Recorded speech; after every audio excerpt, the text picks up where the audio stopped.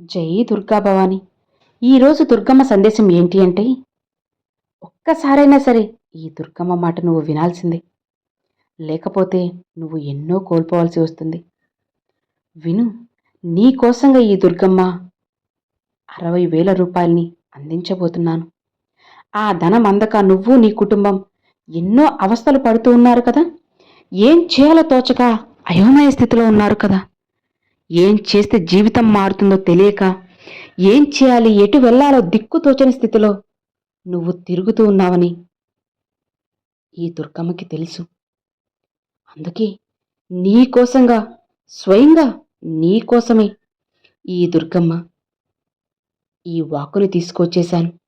నీకు కావలసినంత ధనాన్ని కూడా నేను నీకు అందించబోతున్నాను. ఇక నువ్వు భయపడాల్సిన అవసరం లేదు. బాధపడ్డమా అంతకన్నా అవసరం లేదు. నేను నీ జీవితాన్ని మార్చబోతున్నాను అంటే ఖచ్చితంగా అన్నీ మారుతాయి.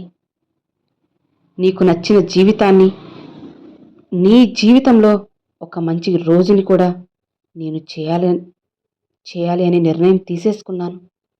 ఇక దాన్ని మార్చడం ఎవ్వరి వల్ల కుదరదు అని గుర్తుపెట్టుకో. ఒక్కసారి ఒక దుర్గమ్మ నీకు ఒక పని చేయాలి అని నిర్ణయించుకున్నప్పుడు అది ఎవరు ఎన్ని పన్నాగాలు పన్నినా సరే దాన్ని మార్చడం ఎవ్వరి వల్ల కుదరదు. ఇది ఈ దేవి, ఈ దుర్గమ్మ తీసుకున్న మాట ఇది. ఈ దుర్గమ్మ ఒక్కసారి నిర్ణయం తీసుకుంటే ఇక ఏదీ మారదు. ఈరోజు ఏదో హెచ్చరించాలని చెప్పే ఈ దుర్గమ్మ వాక్కుని నువ్వు ఒక్కసారైనా సరే వినాల్సిందే. లేకపోతే ఖచ్చితంగా నువ్వు చాలా కోల్పోవాల్సి వస్తుంది. ఇలా చూడు, ఈ దుర్గమ్మే నీకు స్వయంగా చెబుతుంది కదా. ఎన్నో కష్టాలు దాటుకుని వచ్చావు. నిన్ను ఎంతోమంది వెనక్కి తొక్కాలని చూశారు. అలానే నువ్వు ఇప్పుడు చాలా ఇబ్బందుల్లో ఉన్నావు. ఎటూ తెలియని పరిస్థితుల్లో నువ్వు చిక్కుకొని పోయావు. ఇవన్నీ కూడా ఈ దుర్గమ్మ చూస్తూనే ఉంది. చూస్తూ మౌనంగా ఉండనులే, నీకైనవన్నీ కూడా జరిపిస్తున్నాను. ఆర్థికంగా నువ్వు ఎంతో ఇబ్బంది పడుతున్నావు కదా. ఎంతోమంది నిన్ను హేళన చేశారు కదా. ఆ ఒక్క రూపాయి నీ చేతిలో లేదు అని ఎంతోమంది నిన్ను ఎన్నోసార్లు అవమానపరిచారు. డబ్బు ఉంటే అందరూ నీ పక్కనే ఉన్నారు.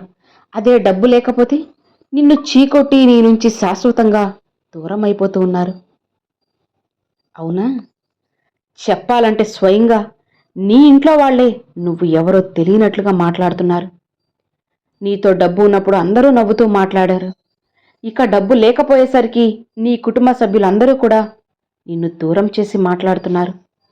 అసలు నువ్వు ఎవరో పరాయి వ్యక్తులు అయిపోయినట్లు, నువ్వెవరో నేనెవరో అనుకుంటున్నట్లుగా వాళ్ళు దూరం పెంచేశారు. అలానే ఉన్నారు కదా. నీకు కష్టం వచ్చినా సరే ఎవ్వరు ఒక్కరు కూడా నేను సాయం చేస్తాను, నేనున్నాను నీకు అనే భరోసాని కూడా అందివ్వలేకపోతున్నారు. మరి నువ్వేమో వాళ్ళకి సాయం కావాలి అని తెలిసి తెలియని వెంటనే పరుగున వెళ్ళిపోతావు. వాళ్ళంతట వాళ్ళు సాయం అడగకపోయినా ఇతరుల ద్వారా నువ్వు తెలుసుకున్నా వాళ్ళకి ఏదో ఒకటి చేయాలి అని చెప్పి పరుగున వెళ్తావు. అంత మంచి మనసు నీది. మరి నీ వరకు వచ్చేసరికి నీకు సాయం చేయాలని వచ్చే సమయానికి ఒక్కరైనా ఆలోచించు, ఒక్కరైనా నీతో ఉంటున్నారా?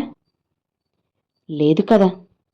మరి నువ్వు అందరూ నా వాళ్లే అని అనుకుని అందరూ కావాలి అని అనుకుంటావు. మరి నీకు ఆపద వచ్చేసరికి ఏమైంది అనేది నీకే తెలుస్తుంది కదమ్మా. ఆలోచించు తల్లి. ఎవరు ఎలాంటి వాళ్ళు అనేది తెలుసుకొని ఇకనైనా నువ్వు కళ్ళు తెరవాలి. ఆ అజ్ఞాతంలోనే ఉంటాను అంటే ఎలా చెప్పు? అందరూ నీ ముందు నటిస్తున్నారు అంతే. ఆ నటనే నువ్వు ప్రేమ అని మోసపోవద్దు. వాళ్ళ నిజస్వరూపం ఏమిటి అనేది కాస్త నిదానంగా ఉంటే అన్నీ నీకు తెలుస్తాయి. ఎందుకంటే నీ ముందు ఉన్నట్లే నీ వెనక కూడా ఉండరు కదా.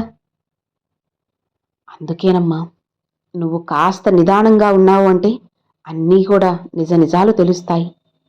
తొందరపడి ఎలాంటి నిర్ణయాలు తీసుకోవద్దు, ఒక మాటను కూడా అనద్దు. అర్థమవుతుందా? ఇదిగో, నువ్వు ఎంత బాధపడినా ఎంత కష్టపడినా సరే ఈ దుర్గమ్మ మాత్రం నీ వెంటే ఉంటుంది. మీ బంధువుల్లాగా సంతోషంలో నీతో పాటుంటూ బాధలో నిన్ను వదిలేస్తాను అని అస్సలు అనుకోవద్దు. నేను ఎప్పటికీ నీకు బాధైనా సంతోషమైనా సరే నీతోనే ఉంటాను. నీ కష్టానికి తగ్గ ప్రతిఫలాన్ని కూడా నేను నీకు ఖచ్చితంగా అందిస్తాను. సరేనా? ఇలా చూడు, ఎవరు ఏంటి అనేది నీకు తెలిసినా తెలియకపోయినా సరే ఈ దుర్గమ్మ మాత్రం అంతా గమనిస్తూనే ఉంటుంది. అన్నిటినీ చూస్తున్నాను.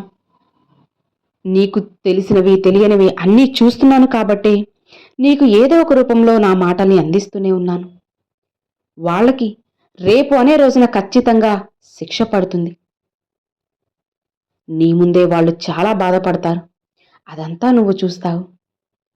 ఈరోజు నిన్ను ఎంతైతే బాధ పెడుతున్నారో అంతకి రెట్టింపు బాధ వాళ్ళు అనుభవిస్తారు. వాళ్ళు కూడా పడతారమ్మా. నువ్వు డబ్బు కోసం ఎంతో ఇబ్బంది పడుతున్నావు కదా, ఇది నేను చూస్తున్నాను. అందుకే ఈ దుర్గమ్మ నీకు సాయం చేయాలని ముందుకు వచ్చాను. నువ్వు నాపై ఎంతో అపారమైన నమ్మకంతో, ప్రేమతో, భక్తి శ్రద్ధలతో, గౌరవంతో ఉంటే ఆ మాత్రం నేను చేయలేనా చెప్పు? ఖచ్చితంగా చేసే తీరుతాను. ఏదైతే నువ్వు పోగొట్టుకున్నావో అది అంతా కూడా నీ ముందుకి రప్పిస్తాను.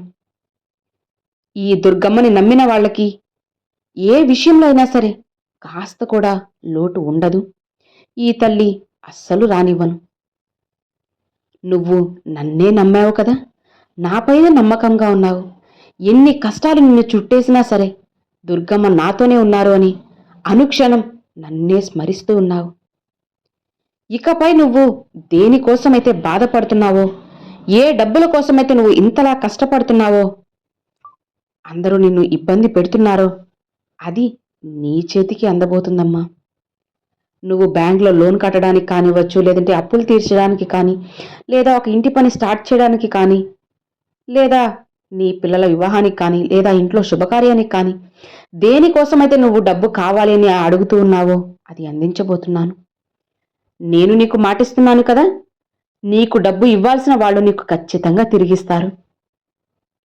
అలానే ఏ విధంగా అయితే నీ చేతికి డబ్బు రావాలో అన్ని రకాల దారుల్ని తెరిపించబోతున్నాను.